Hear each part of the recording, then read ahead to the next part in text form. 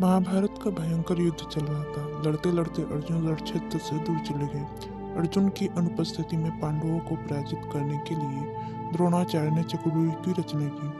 अर्जुन पुत्र अभिमन्यु चक्रव्यूह भेदने के लिए उसमें घुस गया।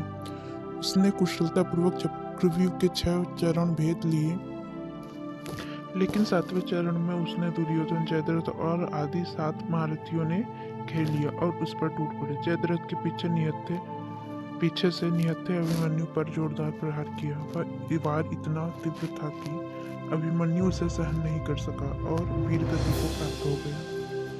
अभिमन्यु की मृत्यु का समाचार सुनकर अर्जुन क्रोध से पागल हो उठा।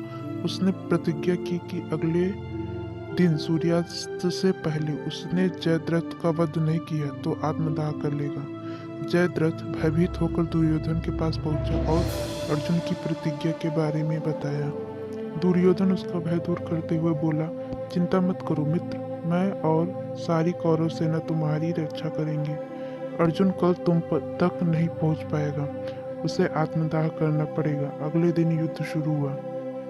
अर्जुन की आंखें जयद्रथ को ढूंढ रही थी, किंतु वह कहीं नहीं मिला। दिन बीतने लगे। धीरे धीरे अर्जुन की निराशा बढ़ती गई। यह देखकर श्री कृष्ण बोले, हे अर्जुन, समय बीत रहा है और कौरव सेना ने जयद्रथ की रक्षा के कवच में घेर रखा है। अतः तुम शीघ्रता से कौरव सेना का संहार करते हुए अपने लक्ष्य की ओर बढ़ो। यह सुनकर अर्जुन का उत्साह बढ़ा। वह जोर से लड़ने लगा, लेकिन जयद्रथ तक पहुंचने मुश्किल हो गया। संध्या होने वाली थी, तभी श्री कृष्ण ने अपनी माया फैला दी। इससे फलस्वरूप सूर्य बादल में छिप गया। संध्या का भ्रम उत्पन्न हो गया। संध्या हो गई अब अर्जुन को प्रतिज्ञावश आत्मदाह करना पड़ता। यह सोचकर जयद्रथ और दुर्योधन खुशी से उछल पड़े। अर्जुन को आत्मदाह करते देखने के लिए जयद्रथ कौरव सेना के आगे आकर अट्टहास करने लगा। जयद्रथ को देखकर श्री कृष्ण बोले, अर्जुन, तुम्हारा शत्रु तुम्हारे सामने खड़ा है। उठाओ अपना गांडीव और वध कर दो इसका। यह देखो, अभी सूर्यास्त भी नहीं हुआ है। यह कहकर उन्होंने अपनी माया समेट ली। देखते ही देखते सूर्य बादलों से निकल आया। सबकी दृष्टि आसमान की ओर उठ गई। सूर्य अभी भी चमक रहा था। यह देखकर जयद्रथ और दुर्योधन के पैरों तले जमीन खिसक गई। जयद्रथ भागने को हुआ, लेकिन तब अर्जुन ने अपना गांडीव उठा लिया था।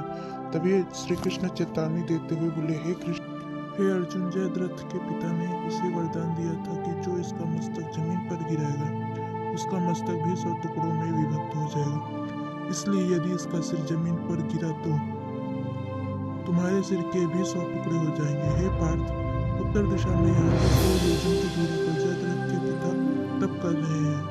तुम इसका मस्तक ऐसे काटो कि वह इसके पिता के गोद में जाकर गिरे। अर्जुन ने श्री कृष्ण की चेतावनी ध्यान से सुनी और अपने लक्ष्य की ओर ध्यान कर बाण छोड़ दिया। उस बाण ने जयद्रथ का सिर धड़ से अलग कर दिया और उसे लेकर सीधे जयद्रथ के पिता की गोद में जाकर गिरा। जयद्रथ का पिता चौंक कर गोद उठा लिया। उसकी गोद से सिर जमीन पर गिर गया।